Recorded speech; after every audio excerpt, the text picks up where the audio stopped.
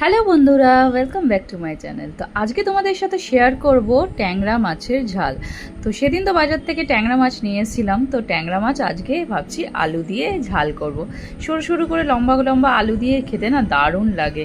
তো এখানে ট্যাংরা মাছগুলোকে ভালো করে ধুয়ে নিয়েছি, ধুয়ে তার মধ্যে নুন আর হলুদ দিয়ে ভালো করে মাখিয়ে নিচ্ছি। এ দেখো, ভালো করে একটু মাখিয়ে নিয়ে তারপরে হালকা করে ভেজে নেব। কেউ কেউ জানো এই ট্যাংরা মাছ কাঁচাও করে, কেউ কেউ মানে আমিও মাঝে মধ্যে এই ট্যাংরা মাছ কাঁচাও রান্না করি, না ভেজেও রান্না করি। তো ভেজে রান্না করলেও দারুণ হয়। তো ভাবলাম আজকে একটু হালকা করে ভেজে নিই। তো কড়াইতে তেল দিয়েছি, তেল দিয়ে তেলটা ভালো করে একটু গরম করে নিয়েছি, না হলে না কড়াইতে লেগে যাবে। তো তারপরে মাছটা দিয়ে ভালো করে এই যে হালকা হালকা করে ভেজে তুলে নিচ্ছি। আজকে অনেক দিন পরেই ট্যাংরা মাছ আনা হয়েছে। তো মাছগুলো তো আমার ভাজা হয়ে গেছে। এবার কড়াইতে দিয়েছি অল্প একটু সরষের তেল, তার মধ্যে দিয়েছি কালো জিরে ফোড়ন, আর তার মধ্যে দিয়েছি কাঁচা লঙ্কা আর পেঁয়াজ। তো এটাকে ভালো করে একটু ভেজে নেব। তার মধ্যে এই সরু সরু করে কাটা আলু, সেটাও আমি এর মধ্যে দিয়ে দিয়েছি। এবার আলু পেঁয়াজ ভালো করে ভেজে নিচ্ছি।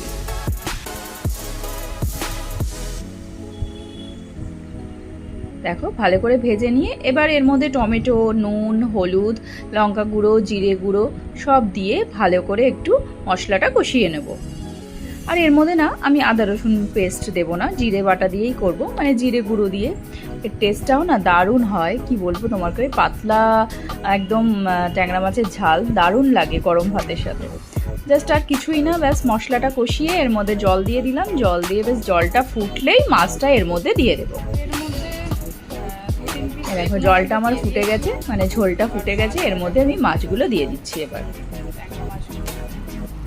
এর ওপরে ধনেপাতা দিলে ভালো হতো, তো ধনেপাতা যেহেতু নেই আর ধনেপাতা দেবো না। এবার মাছগুলো দিয়ে জাস্ট 5 মিনিট ফুটিয়ে নিলেই আমার ট্যাংরা মাছের ঝোল একদম রেডি। গরম ভাতের সাথে একদম ফাটাফাটি লাগবে খেতে। কার কার আমার ট্যাংরা মাছের রেসিপিটা দেখে লোভ লাগছে আমাকে জানিও কমেন্টে। আর ভিডিওটা ভালো লাগলে অবশ্যই একটা লাইক করে দিও। দেখা হচ্ছে তোমাদের সাথে আবার একটা নতুন ভিডিওতে। ততক্ষণের জন্য টাটা, বাই বাই। তো আমার এদিকে মাছের ঝোল একদম দেখো রেডি হয়ে গেছে। ব্যাস, এর উপরে দিয়ে দেবো অল্প একটু আমার ভাজা মশলা, যেটা আমি বাড়িতে বানিয়ে রেখেছি। সেই ভাজা মশলাটা এর উপরে দিয়ে দেবো।